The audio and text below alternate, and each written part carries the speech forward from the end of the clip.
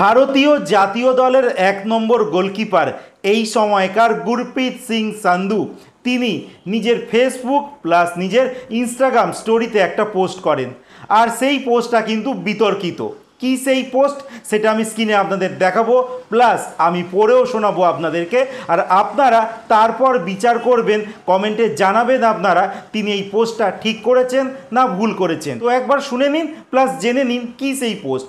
তিনি পোস্টে করেছেন, very well played boys, deserve more out of the game, but I guess something never change when you play against this team in their backward, people need to look into this. তিনি বলতে চেয়েছেন, ছেলেরা তোমরা দারুণ football খেলেছো, তোমরা আরও কিছু বেশি ডিজার্ভ করো, বাট আমার মনে হয় এই টিমটার বিরুদ্ধে অনেকবার কিছু জিনিস কখনোই চেঞ্জ হয় না, যেটা মানুষ চোখে দেখেছে বাট রেফারি আর বাকি সবাই দেখেনি।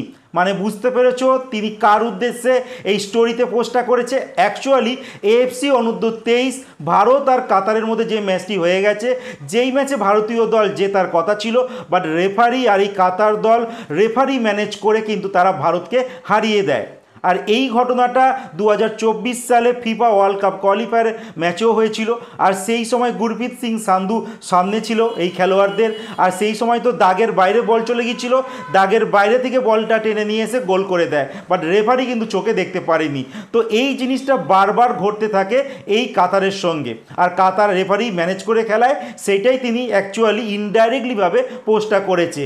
তো যার জন্যই কিন্তু একটা বিতর্কের দানা বেঁধেছে যে গুরপ্রীত সিং সান্ধু তিনি ডাইরেক্টলিভাবে বলে দিচ্ছেন যে এই কাতারের সঙ্গে তোমরা যখনই ফুটবল খেলবে তখনই কিন্তু কিছু জিনিস কখনোই পাল্টায় না, মানে তারা রেফারি ম্যানেজ করে কিন্তু বিপক্ষ টিমকে হারিয়ে দেয়। আর সেইটার কথাই কিন্তু তিনি তুলে ধরেছেন। তো তোমাদের মতামত কি, তিনি যে পোস্টটা করেছেন এটা কি ঠিক নাকি ভুল, কমেন্টে জানাতে একদমই ভুলো না।